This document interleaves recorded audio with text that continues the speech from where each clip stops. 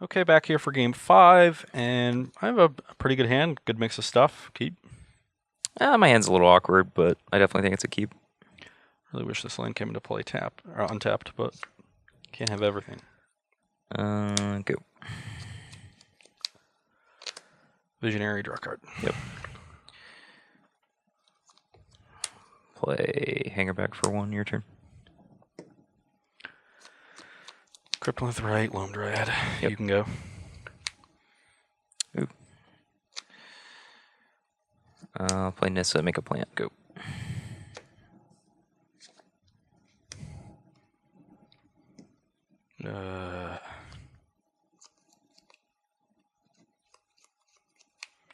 Shaman. Yep. You can go.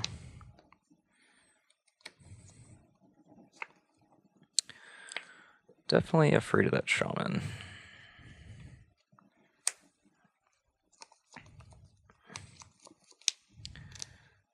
I'll stone it. And make a plant and cast Evolutionary Leap. Your turn.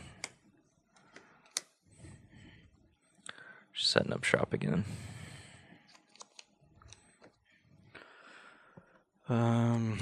Sifter. Make a mana with right. Sack this, scry 1. Yep. And I'm going to bottom that. Just want to draw lands. Play a hanger back for 1. And you can go.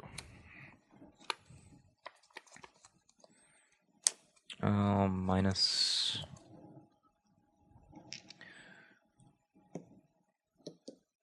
Go.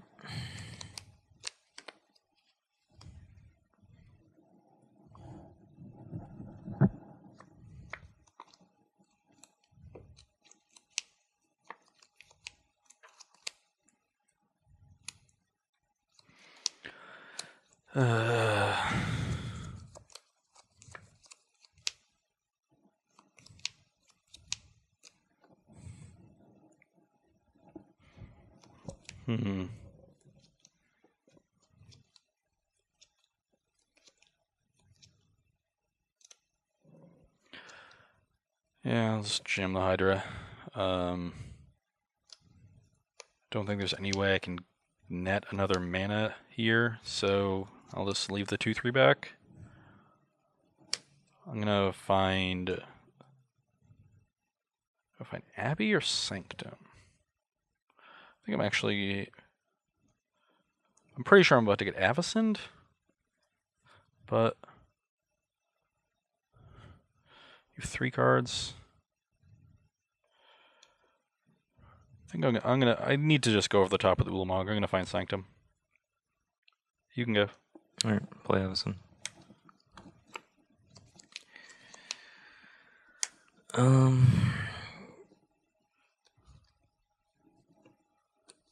Okay, I'm gonna sack a plant. Or I guess I'll sack the new plant. Sure. Find another Avacyn. Go. Trigger. Hold on. Okay. I guess I can at least make you blow the other Avacyn. Price it. Yep. The one thing you needed to not have. I guess I should tap creatures for that because I know they're dying. I'll get 2 Thopters. I'll also level this. Yep. So I get 2 Thopters and Scry 3 times. Yep. He'll take 3. Yeah, so these tap for price. Okay, so Scry 1.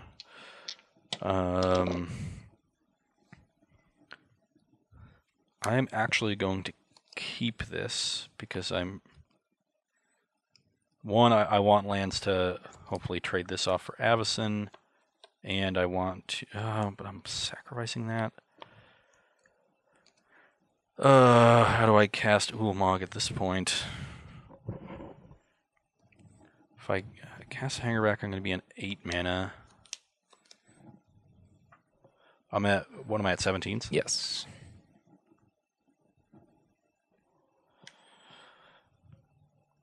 At this point,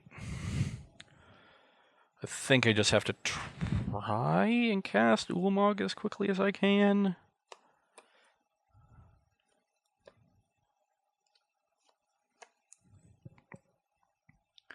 So if I play this, you attack me for...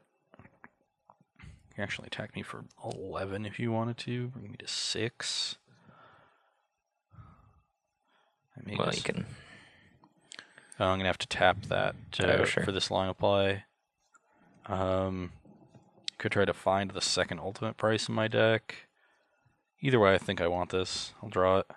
Okay. Because now I can pop the clue and maybe find Sidisi, and that might do something. Or I can just play this hanger back for 4 and sack the Sanctum. Hanger back, that still leaves me with 8 mana because this will be a creature and that I'll be down a land. So I wouldn't be able to cast Ulamog next turn. And you could just, you could just play your Avacyn from hand minus attack me for 11, bring me to 6, and then I would have a 4/4, and I'd have to hopefully find a 5th land, and then sack the clue, and then hopefully find ultimate price land to have a chance. I can play another Hydra if I draw it off the clue.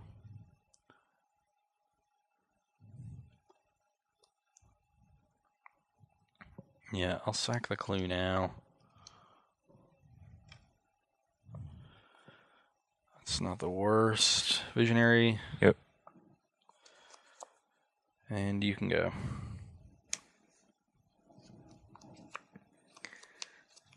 So 17 life.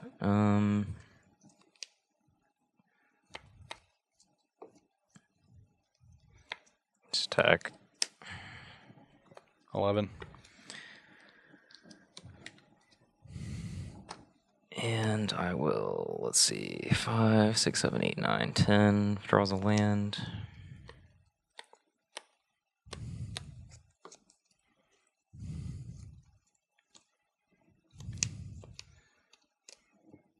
I guess even if Ross just taps out for Ulamog, I'm just gonna kill him, so that's fine.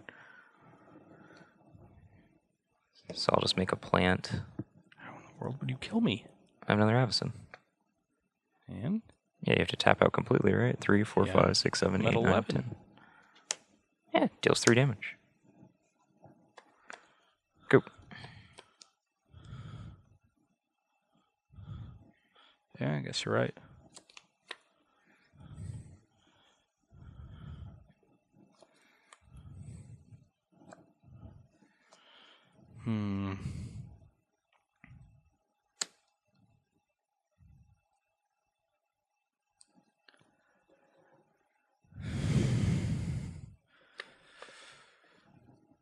So,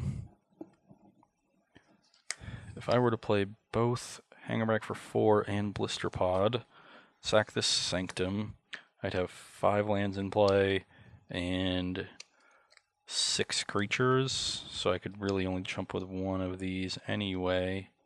Do I survive the turn?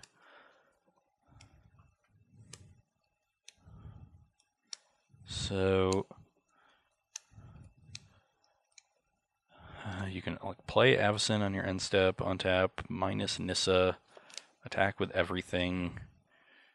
This is now a 5, obviously, so I'd have to so it doesn't trade with this and trades with. I'm at 11. If I traded it with the 5/5 and chumped, then I'd be 1 short of casting Ulamog next turn from 7 life.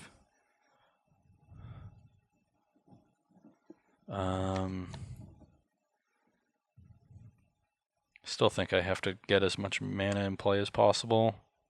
So, oh, and that's even without this Thopter. Ugh.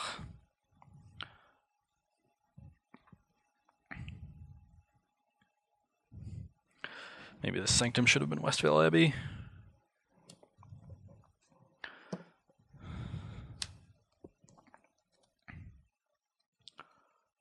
So find Ulamog.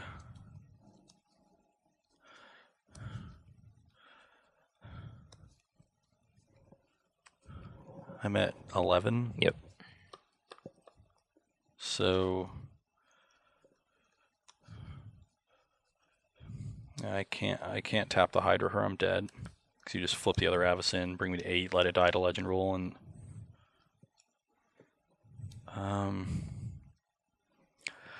oh, that's so awkward that these Thopters are never gonna get to do anything.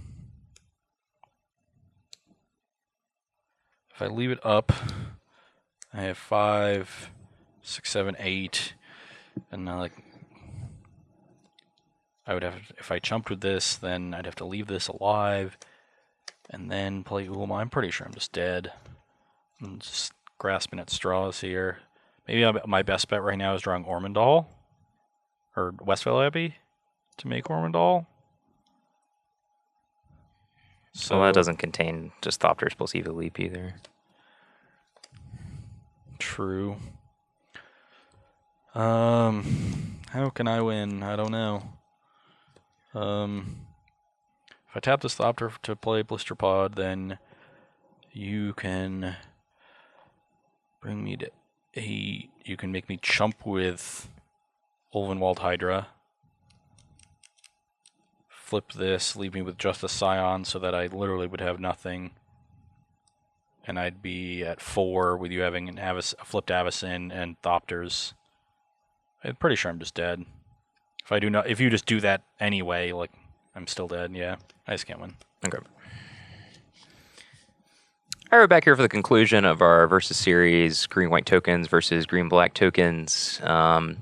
First couple games, we had ourselves a nice little gummed-up boards full of tokens and dice and racing and just nonsense. And then the post-board games definitely had a different texture to them. Yeah, but they were the nonsense games. I just got Avacyn every game. Yeah, I didn't do anything.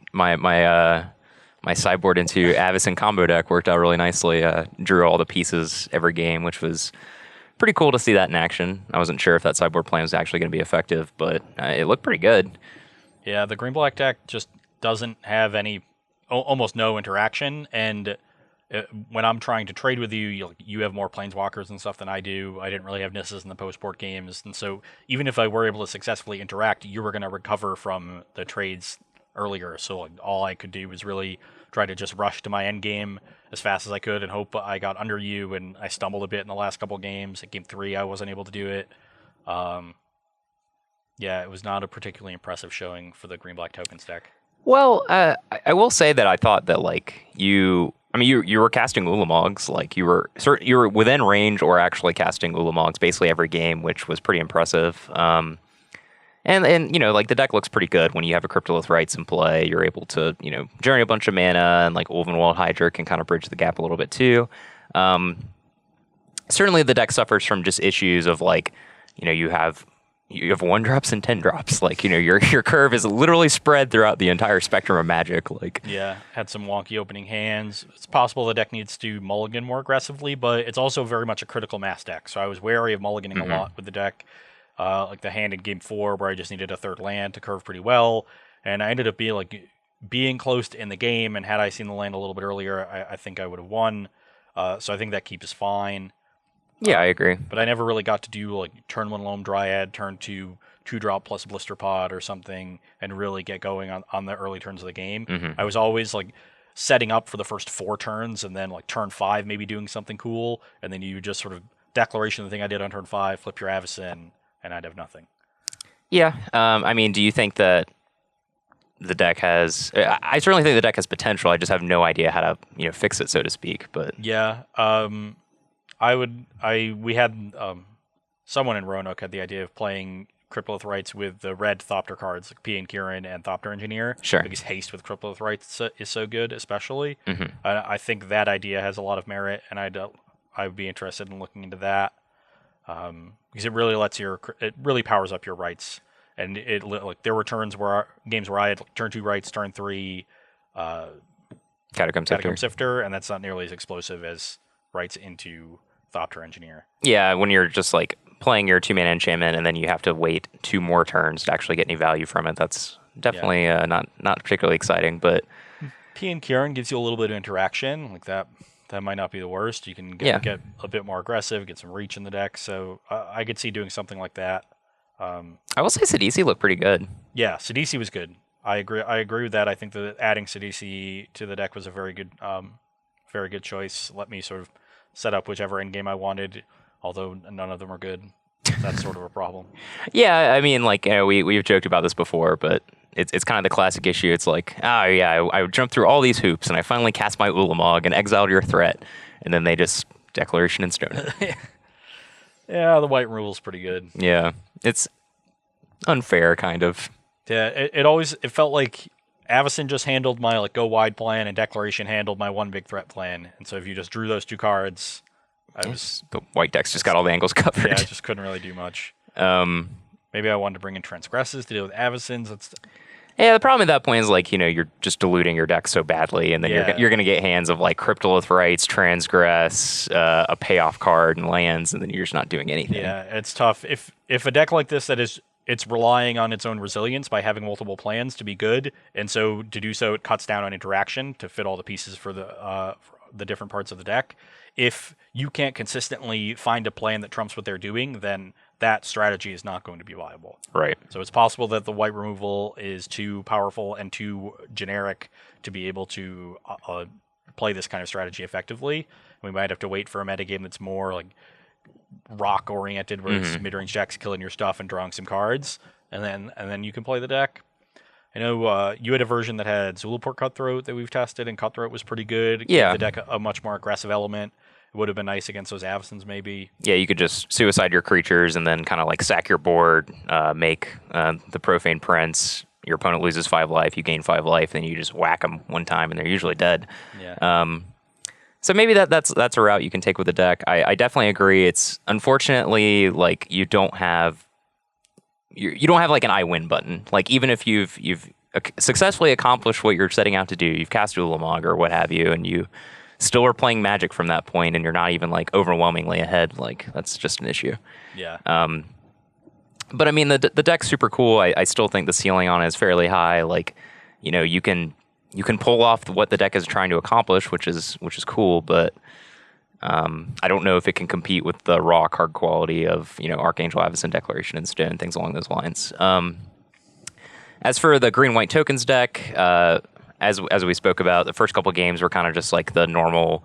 I did what Chris was trying to do every game, I'm sure. Just cast Secure the Ways, play some Planeswalkers, try to make some big things, try to make opponent's removal kind of ineffective, even though you don't really see the element of that deck, or excuse me, that element of the deck in this matchup in particular because it's so interaction light. The first couple games just mostly came down to like gumming up the board and racing, but it seemed like the deck was pretty consistent what it was trying to do. It's actually able to leverage all 4 copies of Westvale Abbey pretty well, kind of similar to the green-black deck. And I don't know if it was Chris's intention just to like kind of board into this like Evil Leap Archangel deck post board, but it seems awesome. Yeah, it's a nice little sideboard juke. It's something that we've even talked about our own time working on something for the Invitational along those lines, because flipping Archangel at will is very powerful against these aggressive go wide decks. So I think that kind of thing has a lot of potential. Archangel Avacyn's just messed up. It's so powerful. Yeah, if you can fit Evolutionary Leap into a shell that is good against aggressive decks. Evil Leap is so just naturally good against more controlling strategies. Exactly. That I think you'll be in a good place. And Archangel, in addition to wiping your opponent's board, it kills them really fast. Oh yeah, 9 damage is a lot. Yeah. Even if you've dealt no damage, it deals 9 that first turn, and then it's just 2 more hits to kill them, and that's just a huge clock, and it's a lot of board presence. It wipes up everything, and then it either trades with their other big thing, like I was able just like to attack into some Ulvenwald Hydras a couple turns. Yeah, I mean, Archangel's just sick. Card's really powerful. I think even spoiler, we're doing a little time traveling. We're the week before the Invitational is when we're filming this, but I think even in the Open in Baltimore, people really underappreciated Avacyn. Yeah, I was surprised because that was sort of a focus of a lot of our testing, and we figured people would be more on Avacyn than they were, even though it did show up in reasonable numbers. Yeah. I think that card, it's sort of, I hesitate to say this, but I think it's going to be like Jace, where like it starts out and you're like, yeah, that card's really good, and then it just keeps going up. It keeps impressing Yeah. beyond good. Now it's great, and then it's just absurd. Yeah, I mean, just like people playing like 2 or 3 copies in their deck, just play 4. Yeah. It's just that good. I mean, it would not surprise me if we're kind of inadvertently eating our words here because it's just going to be such a dominant force, the Invitational. That would not surprise me at all. Yeah, in fact, I'm expecting that to happen. Yeah, So, same. Invitational was Last week. weekend. So this weekend, Who knows who won? Yeah. So then this weekend we have the Pro Tour, which is why we're taping this early. Michael has to go get some testing done and hopefully put up a great finish. Hopefully. Yeah, probably with Archangel Avacyn in your 75. Yeah, I'll probably be playing it. So if you are not playing in the Pro Tour, though, what you can play in is Star City Games States. They are run one in every state, of course. 2 different events. 2 different events. Saturday we have a standard states. Sunday you have modern states. So you can play in one or both Yeah, I mean, I guess you could play none, but that's not the point of what we're doing here. That doesn't seem like a good option. So No. I eliminated that one. I just said both twice, so you're more likely to play them. And in addition to the normal prizes you see at Magic tournaments, Star City has arranged for some cool playmats Yep. that you can win if you make the top 8 of either tournament. So there's this weird, that's like a medieval city. Yeah, it's like a. Is the circus coming into town? I'm kind of upside down. It's tough for me. I can't do this. Yeah. This is like the town square kind of or It's something. railroad tracks, but it looks like a medieval town. And this sort of looks like a medieval town too, I guess, but it's during the day. It looks a little bit more peaceful. This is like rural. Yeah, I kind of like the. They hate scurvy. That's what it says here. And a picture of an apple and an orange. Plague be gone, and a picture of a rat. Actually, recent research shows that gerbils spread the bubonic plague. So those are a fact of the day. Interesting. So this one by Majors is the one you get for top 8ing Modern, and this one by me is the one you get for top 8ing Standard. Yeah, these are beautiful playmats. I kind of like the. Gorgeous. I like taking away a little bit from the. We're so used to seeing like monsters and warriors fighting and things along those lines. It's kind of nice to see a different take on a fantasy setting. I love landscapes and cityscapes. That's why I've always liked land art and Magic. This one's by Kristen Plesko. If you were wondering, this one is by Andrea Rodek. But both gorgeous illustrations and sweet playmats that you can get. Yep. If you want more information on the state tournaments near you, you can go to starcitygames.com/states.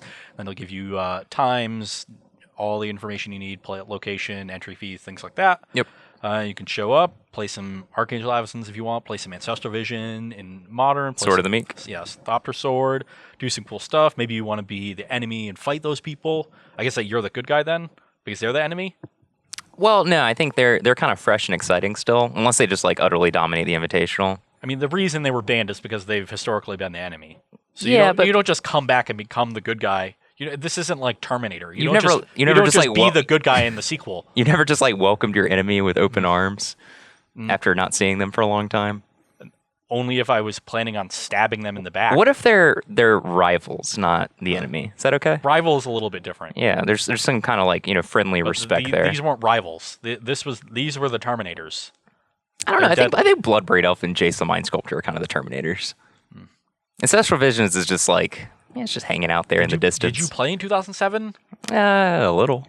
Yeah, apparently not enough because man, they suspended that card on turn 1 and it's just a ticking time bomb. I mean, I definitely never played extended with like Thopter Sword and Dark Depths. I never played that deck. Yeah, that deck was not fair. But I mean, you're not like killing your opponent on turn 2 these days. You're just like making a bunch of Thopter tokens. Yeah, and gaining 20. They won more often. I'm not arguing it's bad. They won more often with Thopter Sword than they did with Dark Depths. Well, that's because were people got good at dealing with the 2020. They did. Anyway, whatever. Just they're the enemy. For friends, enemies. Just play what you want to play. Yeah. Moderns, a bunch of new decks got put back into the format. Many were just made completely obsolete by Eldrazi, and we don't deal with that anymore, thankfully. So you can. We got cheese. Buy chicken. It's like a subtle ad for Chick-fil-A. Is it? Got to get that product placement. Get those sponsors. Yeah, sure. This is a Fey brand stove, so they're lighting fairies on fire, Yes, or the fairies are making stoves? These are very cool. All right. I like all the signs. You I'm sorry, I'm easily distracted. You can win these playmats at Star City Game States this weekend. Come out to your local game store or what have you. Play some Magic. Got them to put the Pro Tour coverage on. Yeah, you can watch the Pro Tour while you play some Standard and Modern. But that's all for us today. Thanks for watching, guys.